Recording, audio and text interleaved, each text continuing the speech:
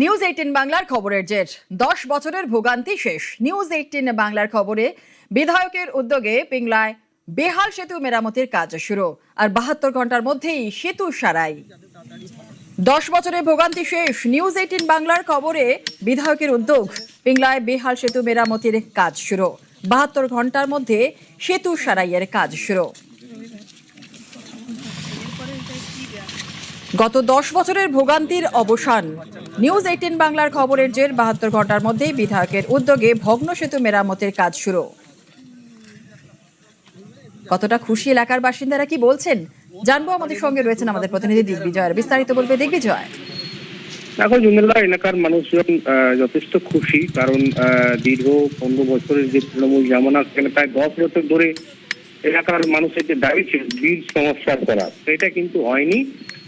72 ঘন্টা আগে, অর্থাৎ 3 দিন আগেই আমরা এই খবর দেখিয়েছিলাম। পশ্চিম মেদিনীপুর জেলার পিংলার বেলার এলাকা, সেখানে একটি ভগ্নপ্রায় ব্রিজ দীর্ঘদিন ধরেই ভগ্নপ্রায় রয়েছে, মানুষজন যাতায়াতের সমস্যা ছিল তাদের, সেই খবর আমরা তুলে ধরেছিলাম এবং সেই সময় বিধায়কও পরিদর্শনে গিয়েছিলেন এবং তিনি কথা দিয়েছিলেন এখানে একটি কংক্রিটের ব্রিজ হবে।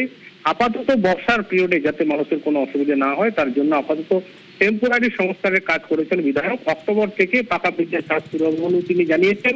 বিধায়কের এই উদ্যোগে সমগ্র এলাকার মানুষজন খুশি এবং নিউজ 18 বাংলার খবরের জেরেই কিন্তু এই কাজ শুরু হয়েছে। তাতে নিউজ 18 বাংলাকেও ধন্যবাদ জানিয়েছে পিংলার মানুষজন। 10 বছরের ভোগান্তি শেষ। নিউজ 18 বাংলার খবরে বিধায়কের উদ্যোগ, পিংলায় বেহাল সেতু মেরামতির কাজ শুরু, আর 72 ঘন্টার মধ্যেই সেতু সারাইয়ে খুশি স্থানীয়রা। ধন্যবাদ জানিয়েছে নিউজ 18 বাংলাকে।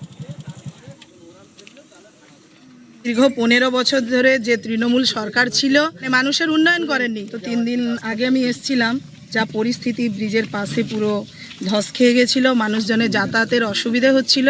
ঊর্ধ্বতন প্রশাসনিক দপ্তরে আমি কথা বলে আপৎকালীন একটা এই দুদিকের পাইলিং দিয়ে, অন্তত বস্তা কিছু দিয়ে এটাকে একটা যাতায়াতের সুবিধা করার জন্য, তাই আজকের কাজ সকাল থেকে শুরু হয়েছে। এখানে বর্ষা কমে গেলে অক্টোবর মাস থেকে এই ব্রিজের কাজ নতুনভাবে শুরু হবে।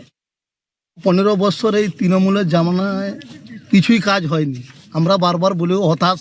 উনি বলেই গিয়েছিলেন সেদিন যে আমি 3 দিন পরে বা 4 দিন পরে আবার আসবো। আমি দেখে গেলাম আজ কি কাজ হচ্ছে না হচ্ছে, সেগুলো সব কিছু লক্ষ্য করবেন এবং এসে উনি যাতে মানুষের চলাচলের জন্য এটা ব্যবস্থা করা যায়, সেই ব্যবস্থাটা সেদিন বলে গেলেন। এই জন্য আজকে এসছেন দেখতে যে চলাচলের জন্য উপযোগী করা হয়েছে কিনা। এসে দেখলেন চলছে কাজ।